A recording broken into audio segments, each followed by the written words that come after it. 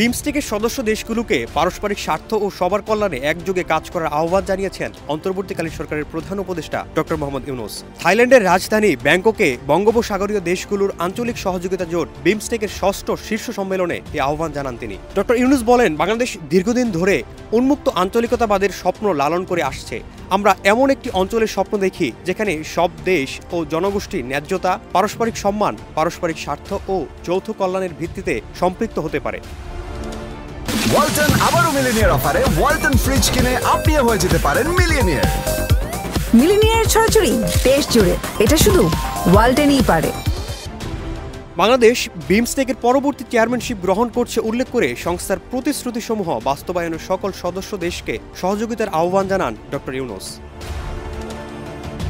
বাংলাদেশের নির্বাচন নিয়েও কথা বলেন ডক্টর মোহাম্মদ ইউনূস। প্রধান উপদেষ্টা জানান, যত দ্রুত সম্ভব জাতীয় নির্বাচন আয়োজন করা তার সরকারের সর্বোচ্চ অগ্রাধিকার। আমাদের জনগণকে আশ্বস্ত করেছি যে প্রয়োজনীয় সংস্কার সম্পন্ন হলে আমাদের উপর অর্পিত দায়িত্ব অনুযায়ী একটি অবাধ, সুষ্ঠু এবং অংশগ্রহণমূলক নির্বাচন আয়োজন করব।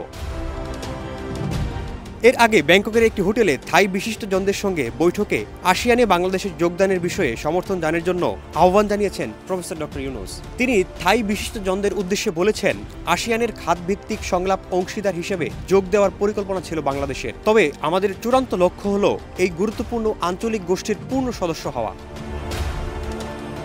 বৈঠকে থাইল্যান্ডের সাবেক প্রধানমন্ত্রী অভিজিৎ বেজ্জাজিবা, সাবেক এক উপপ্রধানমন্ত্রী, শীর্ষ ব্যবসায়ী নেতৃবৃন্দ, ব্যাংকার, শিক্ষাবিদ এবং নাগরিক সমাজের নেতারাও অংশ নেন। বাংলাদেশের পররাষ্ট্র উপদেষ্টা মোহাম্মদ তৌকির হোসেন, প্রধান উপদেষ্টার high representative doctor Khalilur Rahman, প্রধান উপদেষ্টার কার্যালয়ের এসডিজি বিষয়ক মুখ্য সমন্বয়ক লামিয়া মুর্শেদ এবং পররাষ্ট্র সচিব মোহাম্মদ জসিমউদ্দিন এ সময় উপস্থিত ছিলেন। সরকার আব্দুল্লাহ তুহিন, দেশ রূপান্তর।